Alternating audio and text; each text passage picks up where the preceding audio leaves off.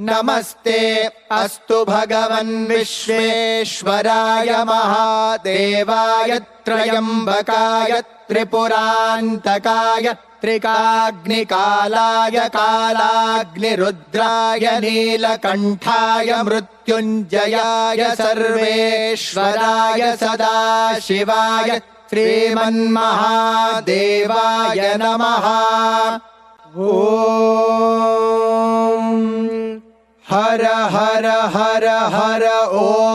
नमः सोमाय च रुद्राय च नमस्ताम्राय चारुणाय च नमः शङ्गाय च पशुपतये च नम उग्राय च भीमाय च नमो अग्रे वधाय च दूरे वधाय च नमो हन्त्रे च हनीयसे च नमो वृक्षेभ्यो हरिकेशेभ्यो नमस्ताराय नमः शम्भवे च मयो भवे च नमः शङ्कराय च मयस्कराय च नमः शिवाय च शिवतराय च नमस्तीर्थ्याय च कूल्याय च नमः पार्याय च वार्याय च नमः प्रतरणाय चोत्तरणाय च नमः आतार्याय च लाद्याय च नमः षष्प्याय च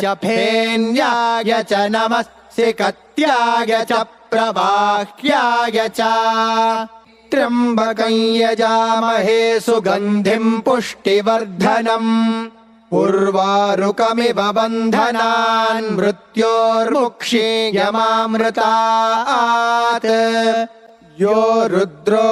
अग्नौ यो अप्सु य ओषधीषु यो रुद्रो विश्वा भुवना विवेश तस्मै रुद्राय नमो अस्तु। ये ते सहस्रमयुतं पाशा मृत्योमर्त्याय हन्तवे तान् यज्ञस्य मायया सर्वानवयजामहे मृत्यवे स्वाहा मृत्यवे स्वाहा। प्राणानां ग्रन्थिरसि रुद्रो माविशान्तकः तेनान्येनाप्यायस्व। नमो रुद्राय विष्णवे मृत्युर्मे पाहि तमुष्टुहि यस्त्विषुः सुधन्वायो विश्वस्य क्षयति भेषजस्य यक्ष्वा महेशौ मनसाय रुद्रं नमोभिर्देवमसु